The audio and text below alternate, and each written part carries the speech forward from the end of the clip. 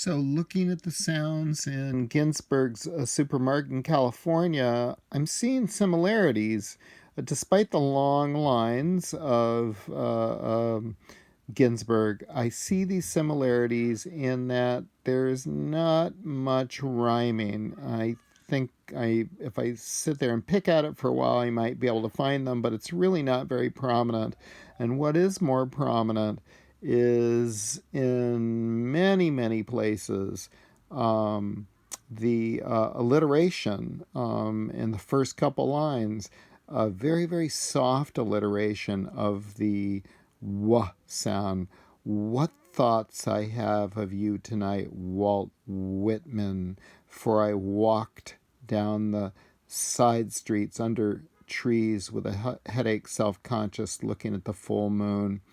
Um, and and then much more prominent, and maybe this is a plosive. I can't remember what the right term is, but the p sound is very prominent. It hits you over the head.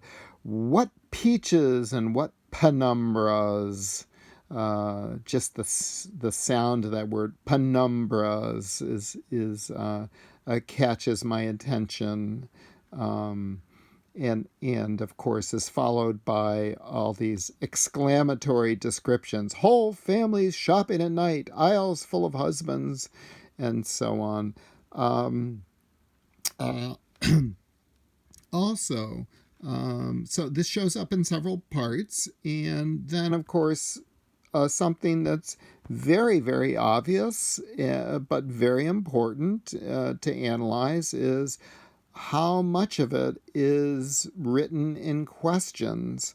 Um, let's see, the not the exclamations. I guess they're what peaches and what penumbras is not a question, but it then at the bottom of, well, the first part is kind of a question. What thoughts I have of you? I have. No, I guess that's just an exclamation. But at the end of the first stanza, what were you doing, Garcia Lorca? What were you doing down by the watermelons? Okay.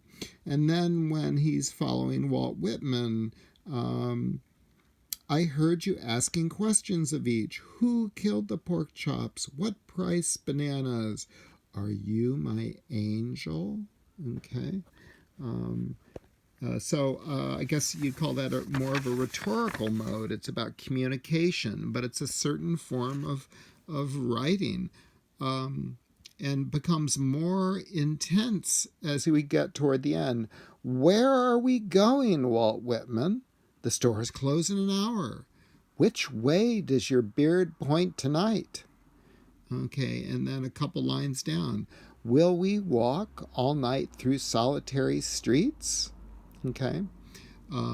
Two lines later. Will we stroll, dreaming of the lost America of love, past blue automobiles and driveways, home to our silent cottage? And then the final question. What America did you have when Charon quit poling his ferry and you got out on the smoking bank and stood watching the boat disappear on the black waters of Lethe? Okay. So, a great difference. Asking these questions, very direct questions of Walt Whitman, is, of course, totally different than what Gary Snyder is doing in his poem when there's nobody else he's addressing. There's just the speaker in the poem listening.